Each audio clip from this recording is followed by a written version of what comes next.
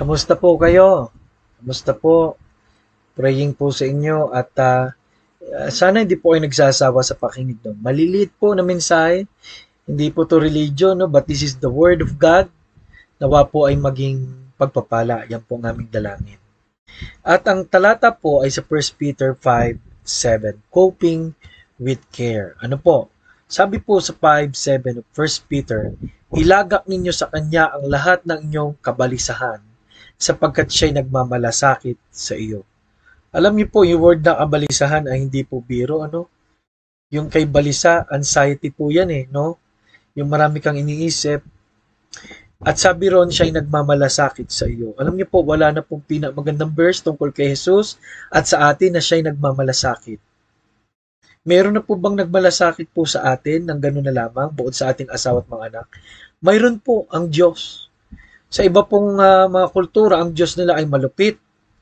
At ang Diyos po nila ay parang iba po ang pagkaunawa sa tao, no? Pero ang Diyos natin ay maunawain. Kaya salamat po sa dakilang niyang pag-ibig. Kahit po ngayon, mayroong mga pagkaaton that some are careless. Zephaniah 2:15, the city that dwelt carelessly, how is she become a desolation? Pag ang mga tao po ay wala ng pakialam sa mga tao, ay may parusa po sa Diyos. Ano po? Mga aksidente, mga scam, lahat po yan ay dahil sa selfishness at carelessness. And many are so careless about spiritual things na kahit alam nilang kailangan nilang tumanggap sa Panginoon, kailangan nila ang spiritual food, kailangan po nila na pumunta sa tahanan ng Panginoon ay wala po, no?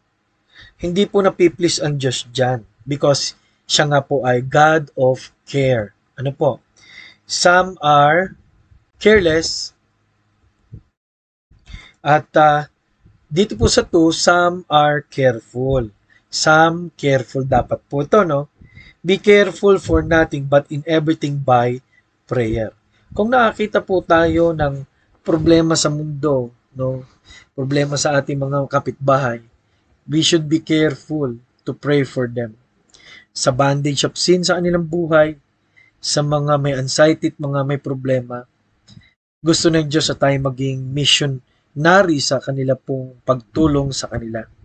Number 3, some are carefree, walang pakialam. No po? Pero sa isang banda, sabi po ng Galatia 5:1, stand fast in the liberty wherewith Christ hath made us free. Ang iba naman ay wala nang iniisip. Bakit po? Wala na tayong bandage sa kasalanan. Ang Panginoon ay ating bato. Lagi tayong tinutulungan sa kahit anumang karamdaman o kalagayan. Ano po? Some are carefree. Wala nang iniisip pa. Some are caring. And one is some are careless. Nawa po ay mag-care po tayo dahil mayroong nagmalasakit sa atin. Kailan po tayo nanalangin para po sa mga taong gusto natin makakilala sa Panginoon? Ngayon po, nawa, pag-pray natin sila. Maraming salamat.